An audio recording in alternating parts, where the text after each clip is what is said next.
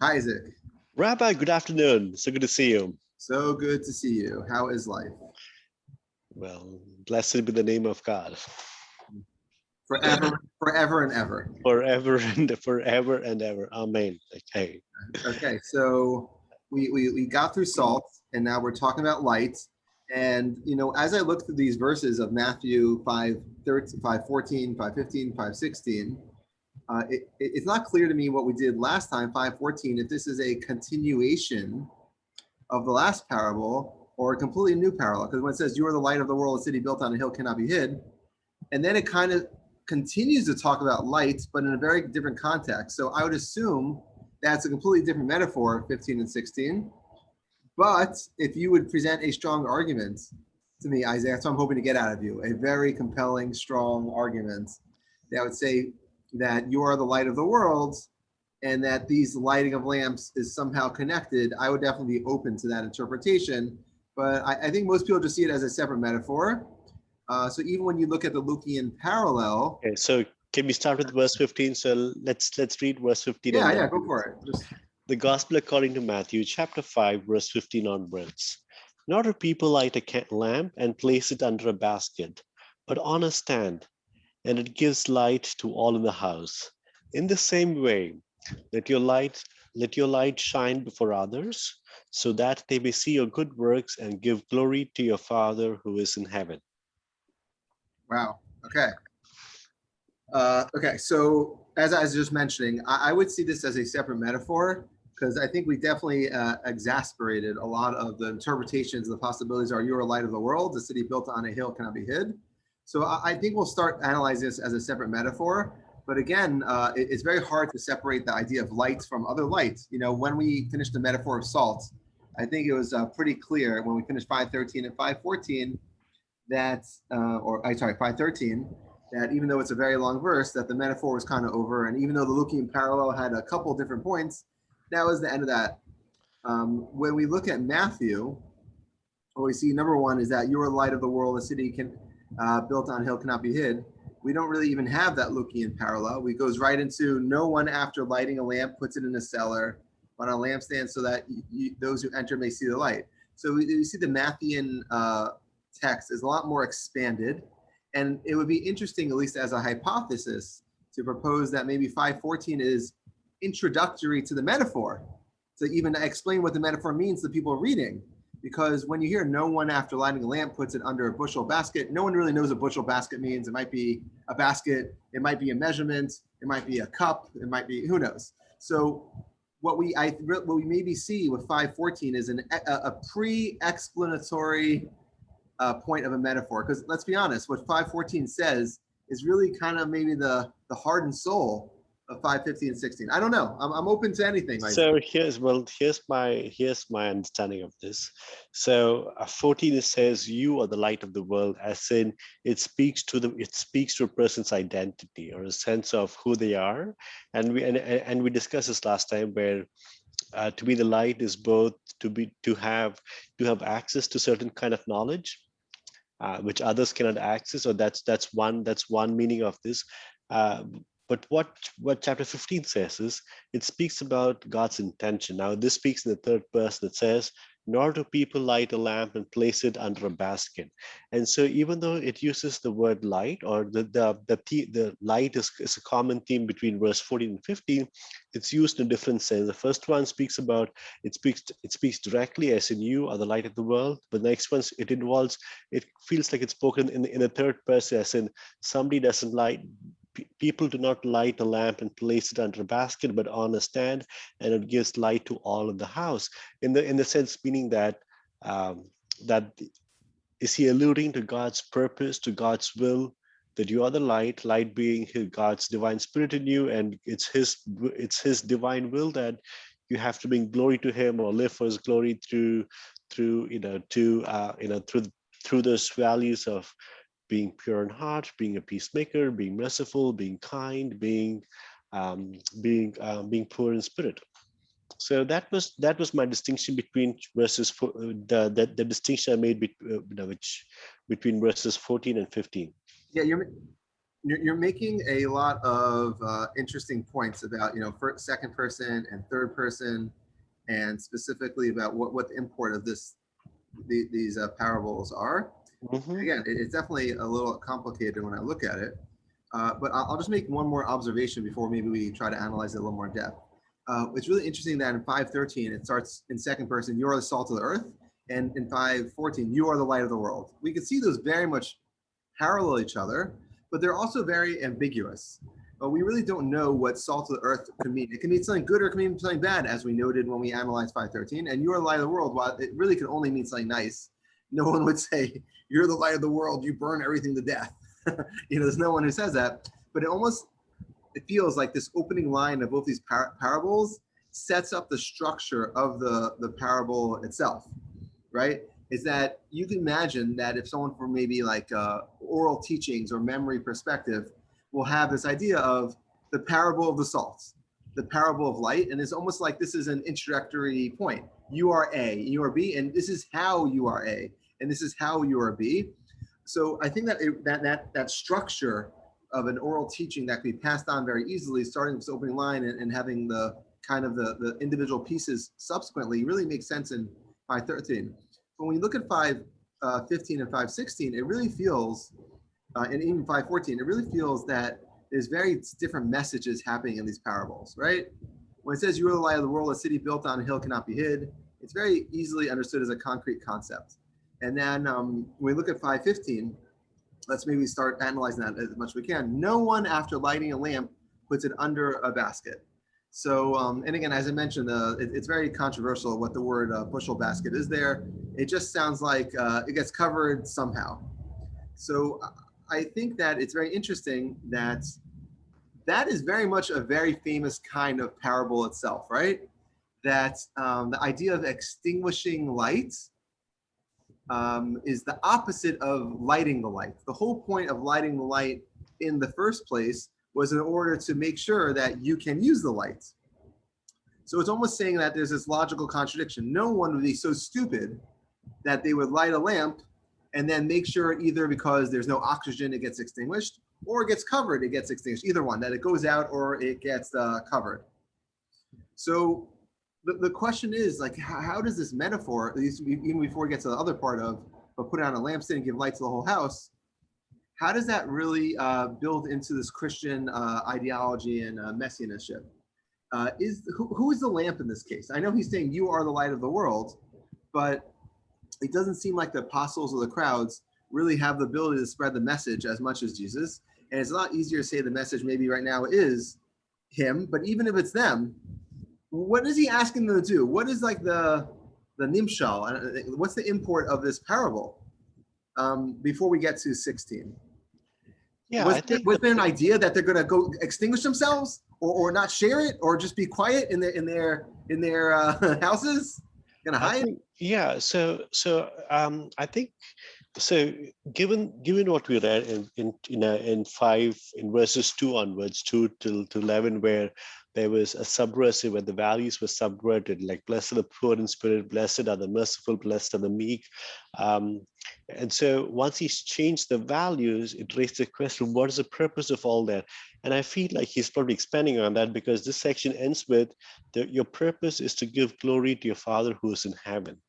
And so I look at this passage in conjunction with the verses preceding this.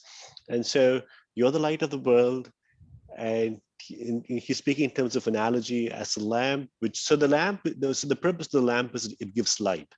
And so he's saying, I want you to shine this light, and the way you do this is through all the subversive values. And as in terms of why you do all this, it's to give glory to your Father in heaven. So that's again combining verse 16, where let your light shine up before others, so that they may see your good works and give glory to your Father who is in heaven. Now, again, but this is again subversive in and of itself. Like, why would people why would, again, so what he's saying is, when people see that you have a pure heart, when folks see that you do good works, that you're merciful, that you are meek in spirit, they will somehow associate that with your Father in heaven, right? And so Yeah, and 100%. I think you're really opening the door to kind of talk about what does it really mean to be a disciple of Jesus at this point. Various church fathers like Hilary of Poitiers, he says that the apostles are supposed to shine like light and everyone should kind of see God through the apostles. And that's like the easy interpretation of this. But I think what we haven't had yet, and I guess this is what is confusing for me, we haven't had a formal disciple process. Jesus found some guys fishing, he called them along. If you look at, for example, the way that Joshua served Moses for decades before he took over, there was this idea of discipleship and mentorship that was kind of handing off the baton. So on the one hand, Jesus is not really handing off the baton. This is at the beginning of his See, now I probably, so thanks to our conversation, I have a much more nuanced view.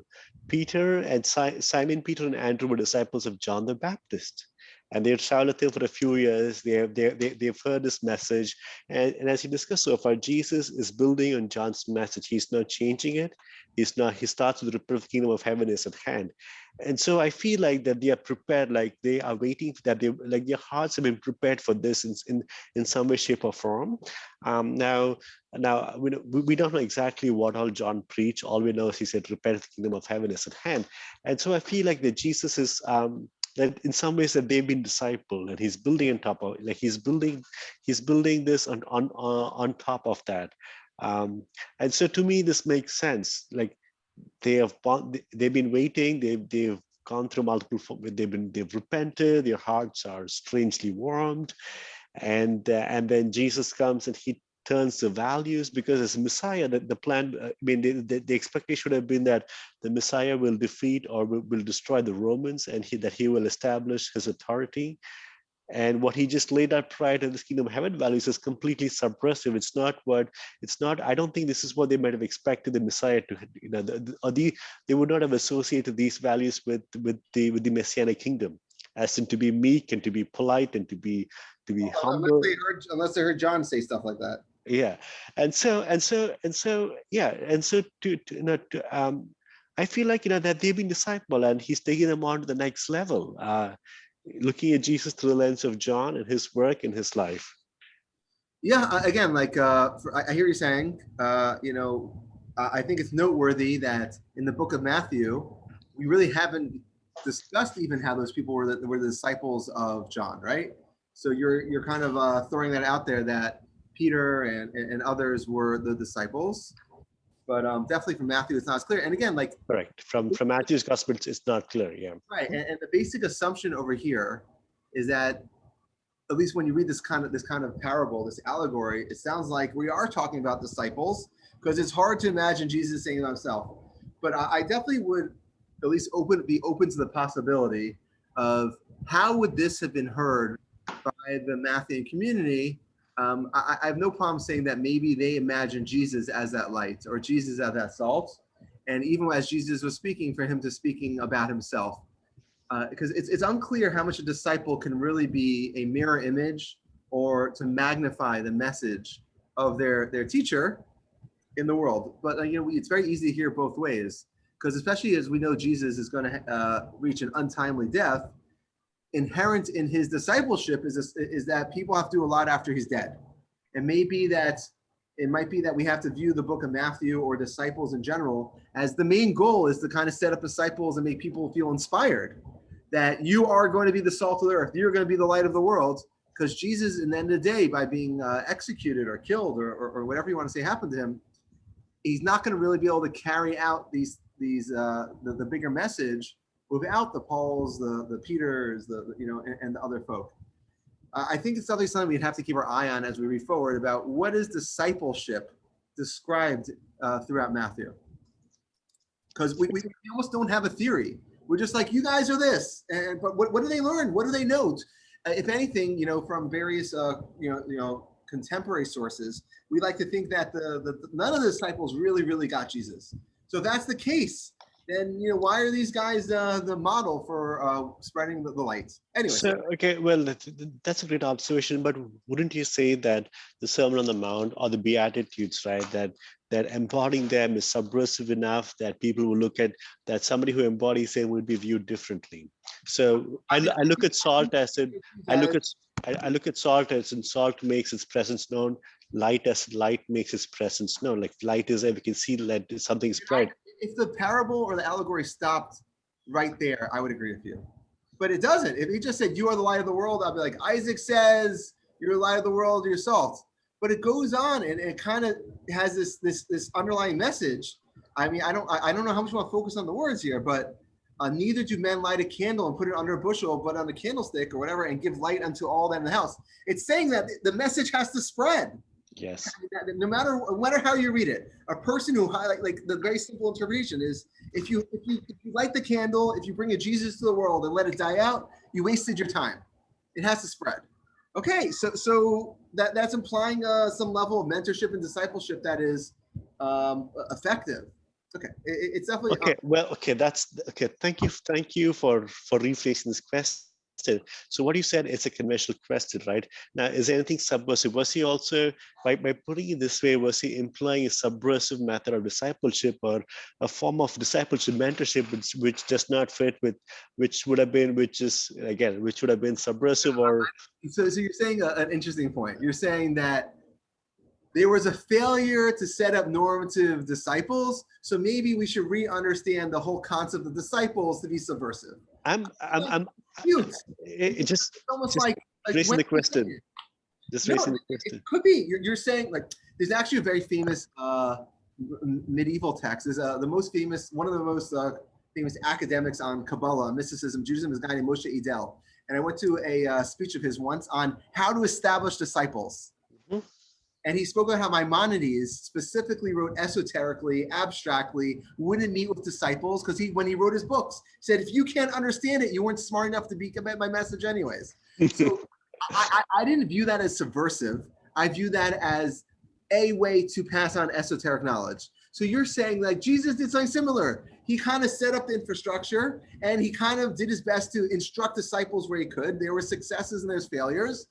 And this is the way he did disciples. So I feel like maybe I wouldn't call it subversive. And, you know, if you just do, let's make another thing. If you're a car mechanic and you don't teach the person how to completely fix the car, you don't call it subversive car mechanic education. You call that bad teaching. No, but that example falls at a point, right? Like I like the Maimonides example. I think that's more applicable in this case. He's a good scholar. Oh yeah. Now the Maimonides example, that's the guide for the perplexed and his way of discipleship. So again, at this point, I'm just raising the question, right? Was he putting forth the subversive model of discipleship, which does not fit with the contemporary understanding? I think we would have to analyze that a little more. I think it's such a strong question about, again, I'm sure people wrote books and books of this. What is the goal of Jesus in regards to his relationship? Specifically, we have with him collecting fishermen. But then with all the apostles, you know, one thing that I always thought, you know, without having a really in-depth knowledge of Christianity, the one thing I always focus on the apostles as a Jew is that there's 12 of them. For me, that was the most important thing because in Judaism, we have certain numbers. We have Father, Son creates one person, but once you get to 12, you get nationhood. So I always imagined that the number 12 was actually more important than the actual people or the disciples. Because once you have 12, you have Ishmael had 12 sons, you had Jacob had 12 sons, and that's like how you establish a nation. So I always thought that was kind of like the focus of Christianity, that it's not a one-off. It's not that Jesus was born, he had or didn't have kids, who knows, and then he disappeared. He established an infrastructure such that there's a nation and that it could grow. So for me, it was always that focus on the number, not the person. But I think that we need to maybe focus on that. What I can say so far is that we know nothing. When we look at what happened with the fisherman stories and trying to figure out who they are, if anything, we were like, well, what did he even say to them? He kind of called them and they came and they were born. So I think it's very so I mean, it's fair to assume that he probably said something. They had some conversation. It said the gospel. He was that talented, Isaac. He just snapped his fingers. No, I think the evangelist, even if they had years of conversation, the text doesn't think it's important. Yeah, so the text doesn't care about establishing a precedent of what discipleship looks like in that context. And over here, I think you and I both, at least at the very minimum, agree that this allegory is focused on what does it mean to establish this light for the world, and that has to be with disciples because they're the ones who are spreading it. And let's just go now to the actual parable. If you start it, you shouldn't turn it out. So let me play devil's advocate. Who is he talking about? Who is this parable for? Who is saying, Jesus, great message, I'm going to put the fire out? Like, who is he talking to right now? He's talking to the Jews, maybe. Okay, so let's take a step back. The audience for this is not only the disciples, it also includes the people, right? Well, the So disciples are dead when this is written. So I would say the people is the main focus. yeah, the people, so the initial audience who heard this message as Jesus spoke would have been his disciples and the people who, people gathered around them. So it's way more than 12 people who would have heard these words. And to your point, who is the one trying to sniff out the light, or who's there who's going to take the light out? That's not defined yet, or we haven't seen this thing yet. What causes that? We don't. Parable here. I mean, you're being very chronological about this. We don't know. I mean, he's speaking it now. There has to be some message for the people now. Well, I mean, I can always we can always fall back on repent, for kingdom of heaven is at hand. So, I feel that to take this line seriously, it has to be in this ideology that maybe, like, let me present a straw man to see if that helps us in this case. What if Jesus was meant to come, do what he does, and die, and not leave a lasting impact on the world? What if that was the case? Would that have been a problem? Maybe the Messiah was supposed to come, create the day of God, as the prophet said, and then the world goes back to normal. Would that have been an inherent problem with Christianity? I think so, yes, Dad, because when you say the Messiah has come, by definition, that there should be metaphysical change, or else like. In Judaism, we don't say that, though. In Judaism, we don't say that. In Judaism, we say there's two models of the Messiah coming, and one of them is that the Jews are no longer ruled over by the non-Jews. That's a model. And that might be metaphysical to you, but to most Jews, it's not. Yeah. Okay. But okay. So this probably is reflective. Or it depends upon our definition of who God is. If God, by definition, is another being, by definition, if this is another being, however we define him, right? So then, if he claimed that this being moved, then by definition, by virtue of that, wouldn't you say that things change metaphysically? Why? It's because interaction of multiple again. Now, if our view of God is just another person, like heaven above, one person, this old man with a beard seated in heaven with a big beard there who just, stopped by to say hello, then that's different. But if he took the view of God as defined in the Old Testament, then wouldn't he say that if this heavenly being interacted with the world, or even came to the world, that the world would have changed? If Moses couldn't have seen the face of God, or his face shown just because he was in the presence of God. Yeah, I'm just creating the straw man that maybe that there was this ideology that we lit the lamp, we lit the match, the fire inferno, it's growing, the fire is out there, and now we have to make sure that you understand that it's not meant to be extinguished, or it's not meant to be covered. It's meant to grow, because maybe there are some people who had a messianic viewpoint that's saying, well, you're doing a great job, you're a great leader, maybe you're going to change the world a little bit, Jesus, but it comes and goes. There's even this ideology that's very interesting, that the Talmud talks about various kings, like Chizkiyahu, how he could have been the Messiah, except, or the Messiah could have come here, except. And these people got really close to kind of achieving whatever Messiahhood was necessary. So maybe there's this idea that maybe a Messiah, like maybe it's referring to this idea that Messiah could come, but maybe it could be extinguished. I'm just saying a possibility for how to at least understand this allegory. Okay, well, let's at least get to our because I think we plan on doing the second half of this, like the other verse. So let's just try to get to that, and then we could call it a day. Okay, even so, let your light shine before men, that they may see your good works and glorify your Father who is in heaven. This is verse 16, right? Yeah. This is the second half of that parable. So it sounds like verse 15 is, this can happen, but if you do a good job, then 16 would happen. It's saying that if you allow it to be covered up, the fire, and not spread throughout the house, which I guess is the world in this case, then that'll be bad. So there's a focus on making sure that this fire, this light, it shines. So it's seen by many people. So is the purpose of these messages to cast an urgency or sense of agency, like you are responsible for this, like you, like you are responsible for this light, and and so would that be one reading? Because going back to what we said earlier, verse 14, where people have access to the special knowledge, and as you said, some cannot access this. At least that was one takeaway from 14. So then, as Jesus said, because you've been given to this, like you are responsible for what's been given to You're you. asking a great question on the nature of discipleship. Okay. I think that's what you're doing. And even when you look at this verse in 16, only the first line is really the parable anymore, right? The second two lines in it is really like literal. Even so, let your light shine before men. Don't let what I said happen in 15 happen. And then what does it mean, that light?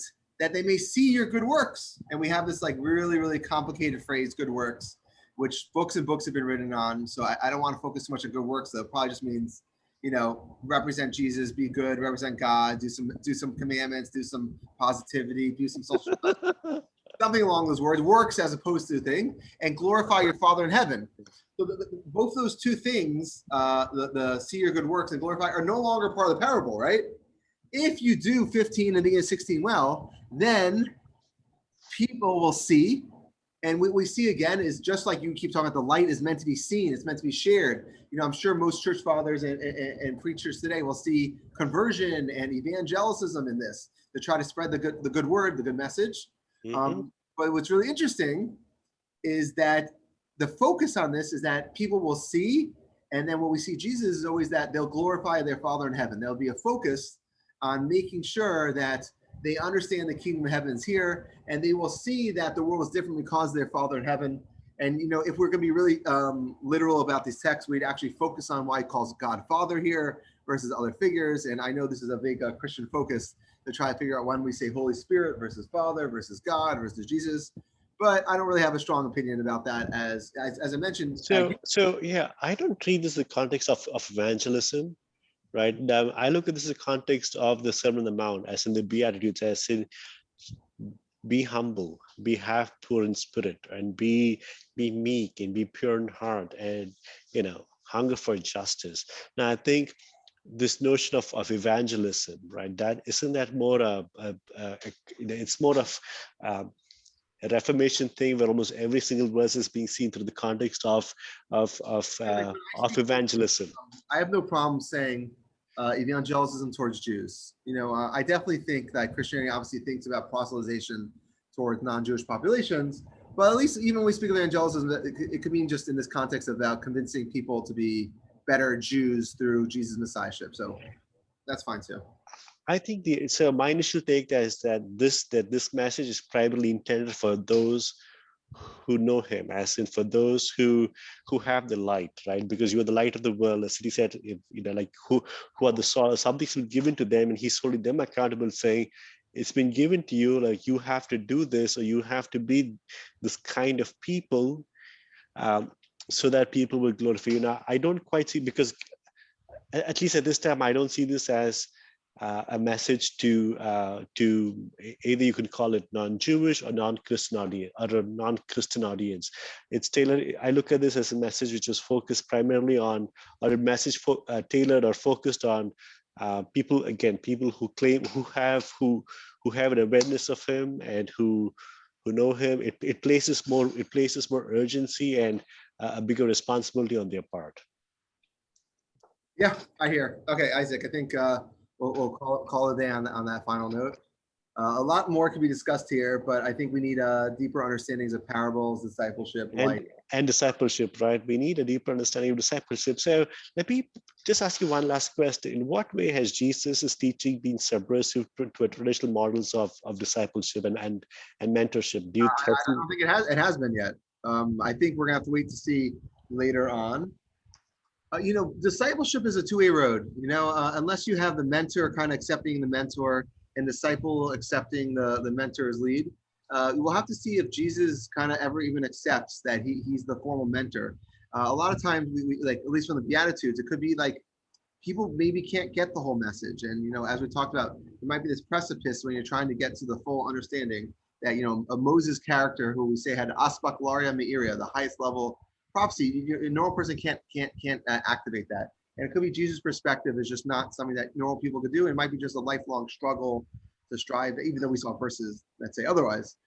It's never clear, but hopefully by the end of Matthew, we'll be able to have at least a theory about what discipleship looks like. Like I said, when you mentioned Joshua, we know exactly what it looks like. When we look at Elisha to Elijah, we know exactly what it looks like.